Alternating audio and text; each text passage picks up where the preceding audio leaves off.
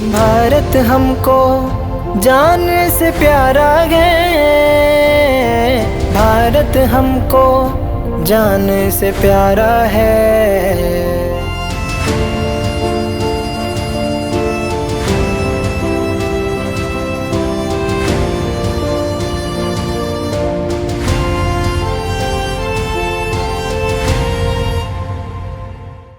इक्कीसवीं सदी की एक और आज़ादी, यौम आज़ादी हमारे दर पर दस्तक दे रही है।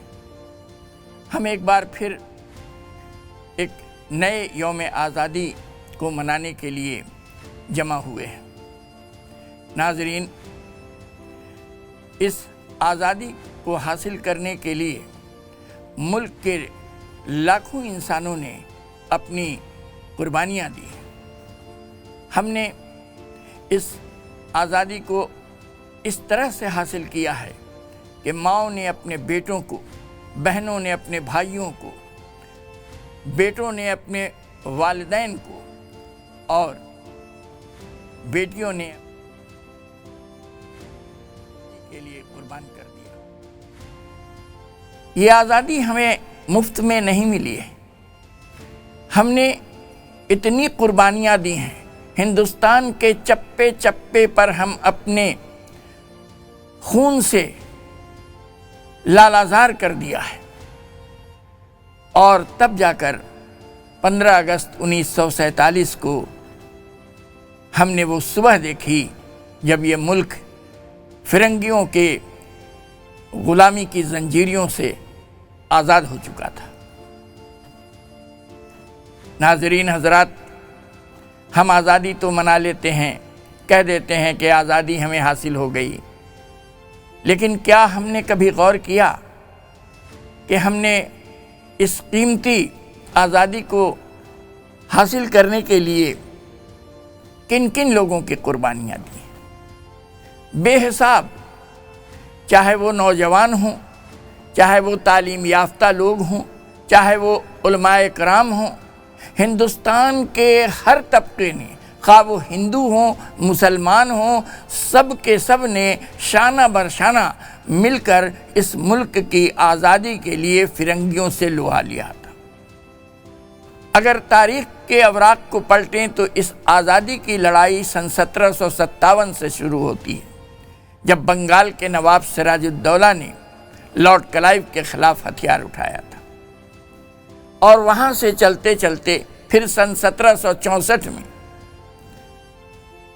हमने बक्सर की लड़ाई में शिकस्त खाई और फिर वो हमारा ख्वाब शर्मिंदा ताबीर नहीं हुआ। और इस तरीक़े से 1799 में एक मर्द मुजाहिद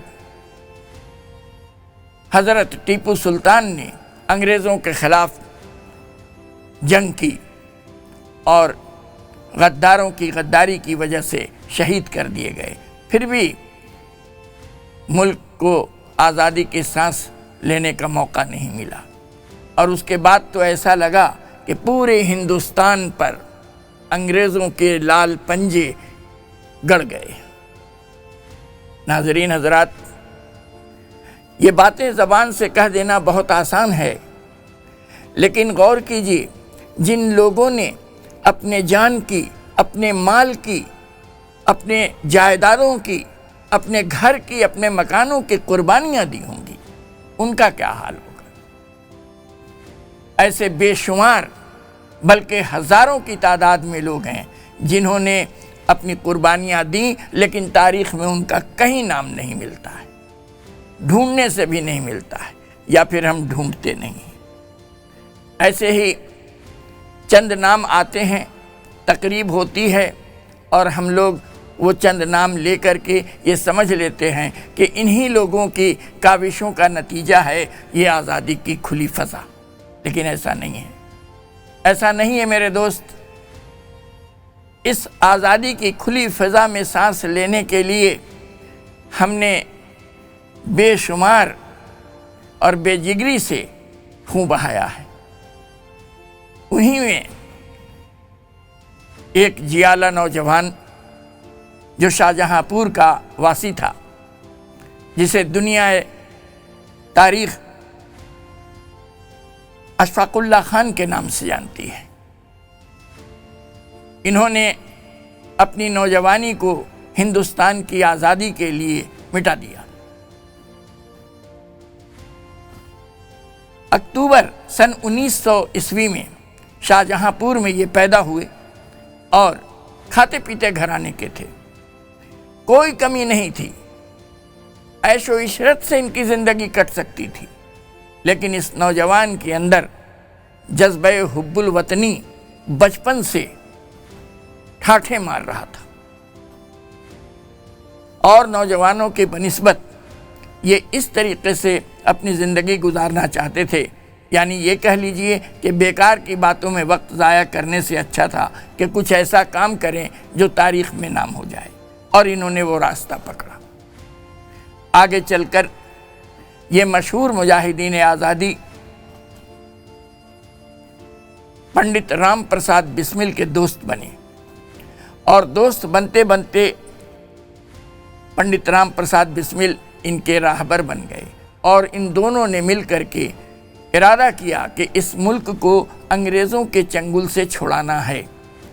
اسی اثنا میں ایک پروگرام بنا کہ سرکاری خزانہ کو لوٹ لیا جائے، تاکہ جو بھی محب وطن ہیں، جو مجاہدین آزادی ہیں، ان کو ہتھیار مہیا کیا جا سکے، ان کو رسد مہیا کیا جا سکے، جس کے لیے خزانہ کا ہونا ضروری ہے۔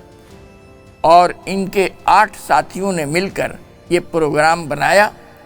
نتیجہ یہ ہوا کہ اپنے پروگرام کے تحت اشفاق اللہ خان، رام پرساد بسمل اور ان کے 6 اور ساتھیوں نے ایک ٹرین لوٹا کاکوری میں، لکھنؤ کے نزدیک، اور خزانہ لوٹ کر کے یہ لوگ نکل گئے۔ اس کوشش میں کسی بھی ایک شخص کو کوئی خروچ نہیں آئی، کسی پیسنجر کو کسی طرح کا کوئی نقصان نہیں ہوا، نہ گارڈ کو کوئی نقصان ہوا، نہ ڈرائیور کو کوئی نقصان ہوا، لیکن خزانہ لے کر کے یہ لوگ نکل گئے۔ انگریزوں کی پولیس تھی، ان کا محکمہ جاسوس تھا، پولیس ان لوگوں کو ایسی طرح ڈھونڈ رہی تھی، سونگتی پھر رہی تھی کہ کہاں ہیں، لیکن سارے ساتھی ادھر ادھر بکھر گئے۔ اشفاق اللہ خان چھپتے چھپاتے بنارس پہنچے، اور بنارس میں کچھ دن رہنے کے بعد آپ وہاں سے جھارکھنڈ ڈالٹن گنج چلے گئے۔ آج وہ جھارکھنڈ ہے، لیکن کل وہ بہار تھا۔ ڈالٹن گنج میں کچھ دن انہوں نے ملازمت کی، لیکن جذبہ حب الوطنی ان کے دل کو پریشان کر رہا تھا، اور آخر کار کچھ دنوں کے بعد ملازمت چھوڑ کر وہ دہلی چلے آئے۔ اور دہلی میں آنے کے بعد انہوں نے کیا کیا کہ وہاں ٹھہرے، لیکن جہاں ملک کے وفادار ہوتے ہیں وہاں غداروں کی بھی کمی نہیں ہوتی۔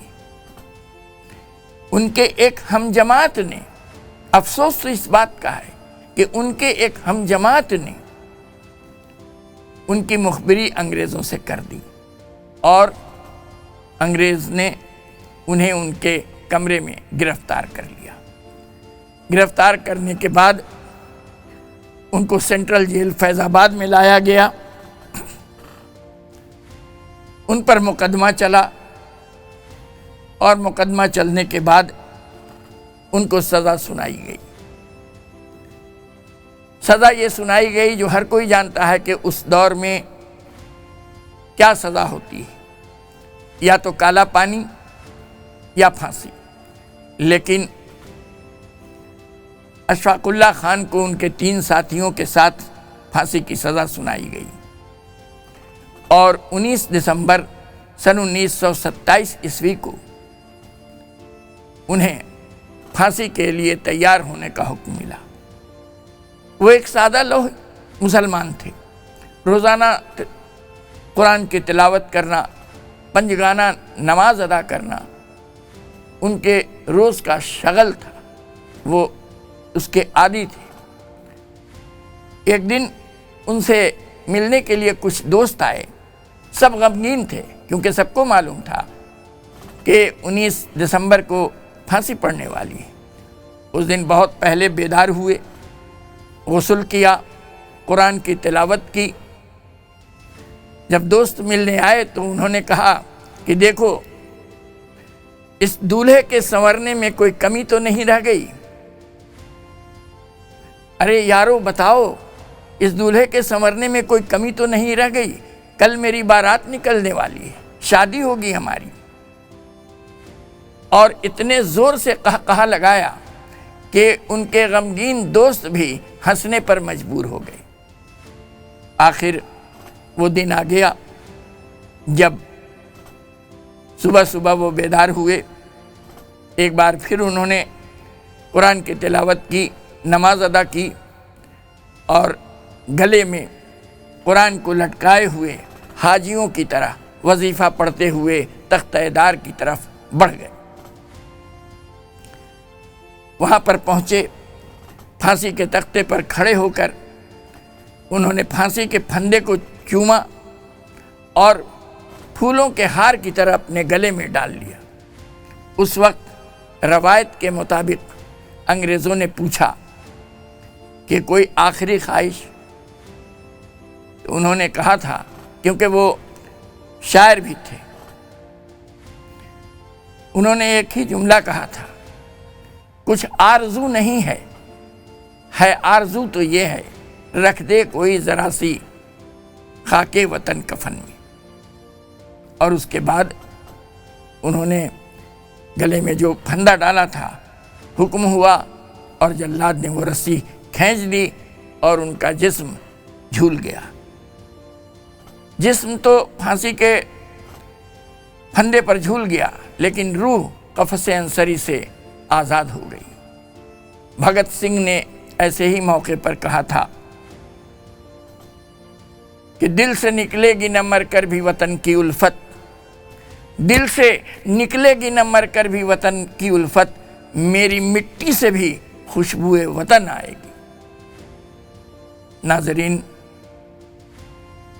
اشفاق اللہ خان ایک نوجوان محب وطن، ایک نوجوان مجاہدین آزادی ہمارے بیچ نہیں ہے، لیکن ان کی روحیں جہاں بھی ہوں گی دیکھ رہی ہوں گی کہ جس ہندوستان کی آزادی کے لیے انہوں نے اپنے جان کی قربانی دی، اپنی نوجوانی کو پھانسی کے پھندے پر جھلا دیا، وہ آج آزاد ہے۔ یہ سب سے بڑی خوشی ان کے روح کو ہو رہی ہوگی۔ ہم امید کرتے ہیں کہ ہماری نئی نسلیں اشفاق اللہ خان کو کبھی بھلا نہیں سکیں گی، اور آنے والی نسلیں ان کے نقش قدم پر چلتے ہوئے ملک کی ترقی اور بہبودی اور فلاح میں ہاتھ بٹائیں گی۔ ہندوستان زندہ باد۔ بھارت ہم کو جان سے پیارا ہے، بھارت ہم کو جان سے پیارا ہے۔